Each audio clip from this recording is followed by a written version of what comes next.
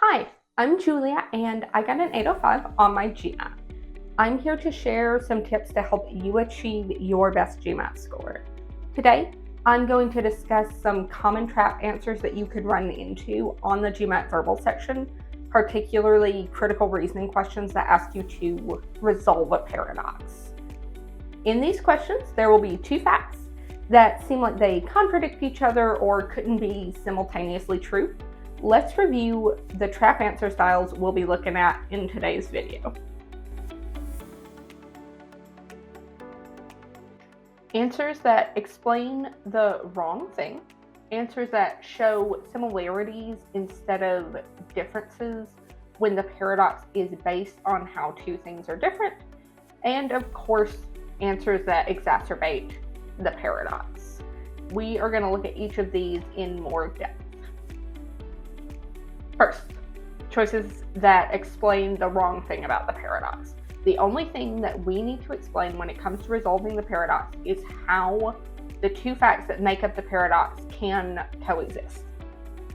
A choice that explains anything else, no matter how seemingly relevant or interesting, cannot be correct. Consider this prompt. Despite the increasing popularity of electric vehicles, EVs, and numerous government incentives to promote their adoption, the average miles driven by gasoline-powered vehicles in the country has remained steady over the past 5 years. We have two facts here. One, popularity of EVs has been increasing. Two, the average miles driven by gasoline-powered vehicles has remained steady over the past 5 years. Let's say our answer was gasoline-powered vehicles have become more fuel efficient, making them more cost-effective to drive long distances.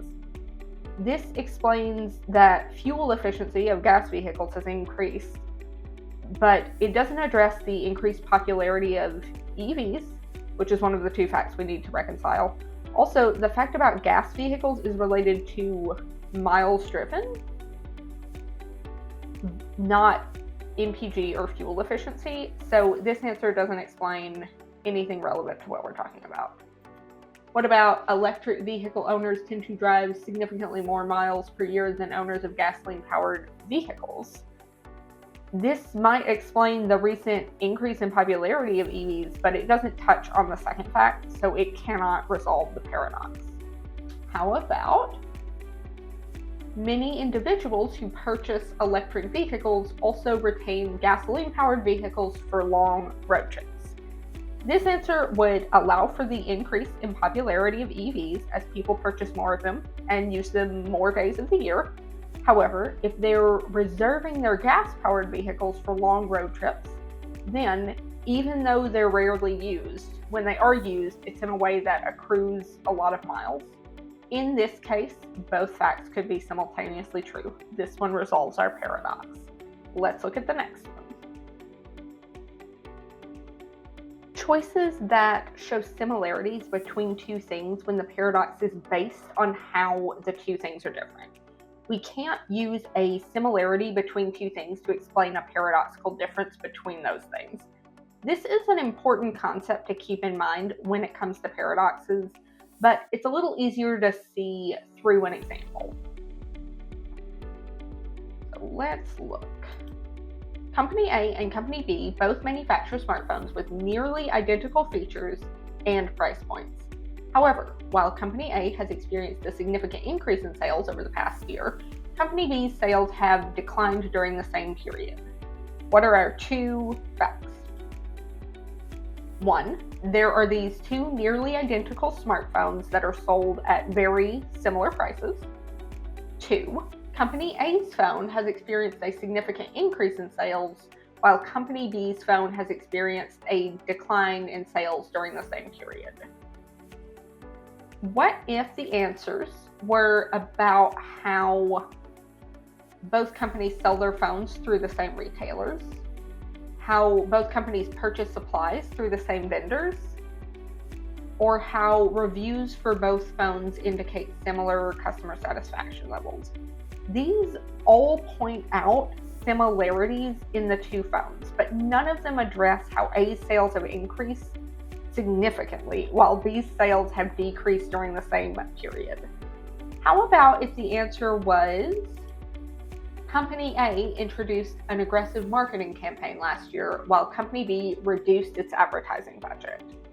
This answer allows for the similarities established by the prompt, but introduces a difference that could have led to the differing sales outcomes, so it helps us resolve the paradox. Answer choices that make the situation more paradoxical. As our job is to resolve the paradox, the last thing we want to do is exacerbate it.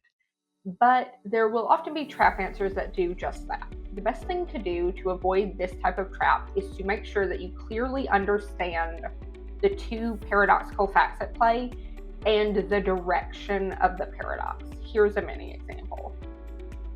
Despite a significant increase in the price of coffee beans globally, Café Delicia, a chain of coffee shops, has managed to lower the prices of its coffee drinks over the past year while still maintaining profitability.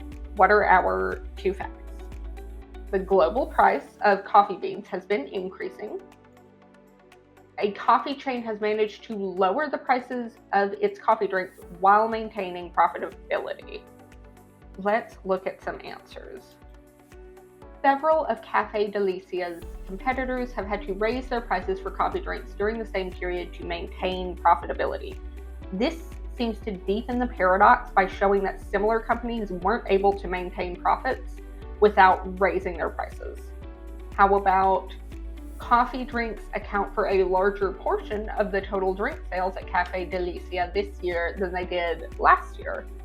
This deepens the paradox by showing that they're selling an increased percentage of drinks that are made with the more expensive ingredient, coffee beans. How about Café Delicia introduced an innovative brewing technology that reduces the amount of coffee beans required per cup without sacrificing flavor. This shows that the shops could be using fewer beans, so even if the beans are more expensive, their new technology might allow them to lower prices and maintain profitability. So this one helps us resolve the paradox. Let's look at an example that features a few of these different trap answers.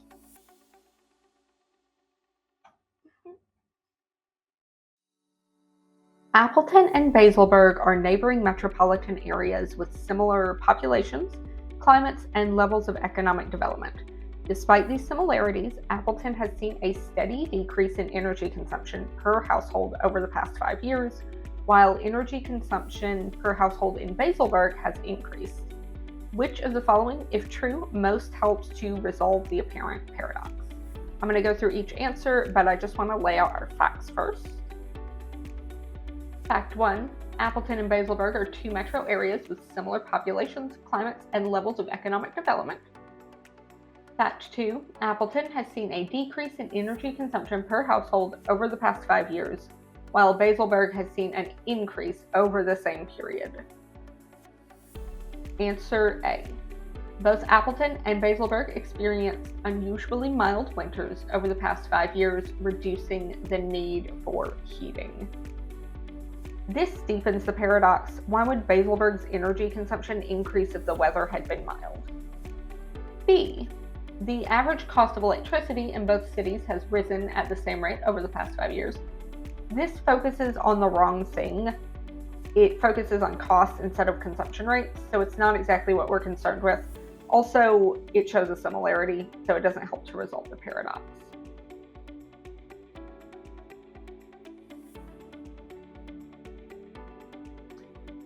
Appleton is planning to implement stricter building codes that require better insulation in new homes, while Baselberg is not. This focuses on the wrong thing, namely the timeline. Future code changes that are being currently planned don't explain the current disparity or the disparity over the past 5 years. D. Appleton and Baselberg residents report a strong interest in adopting environmentally friendly practices. This is a similarity. It shows a similarity between the pro-environmentalism of the two metros and that cannot explain a paradox based on their differences. E. Appleton launched a large-scale energy efficiency initiative 5 years ago, offering incentives for upgrading to energy-saving appliances, while Baselberg did not. This offers a potential explanation of the two paradoxical facts, thereby helping us to resolve our paradox. Keeping an eye out for traps like these will help you navigate your way to a great GMAT verbal score. Due to the importance of clearly illustrating the facts in paradox questions, I decided to split this video into 2 parts so it wasn't so overwhelming with examples and info. Once you've had a break, enjoyed a cup of tea, and are ready to learn a few more paradox trap answers, check out part 2. I will see you there.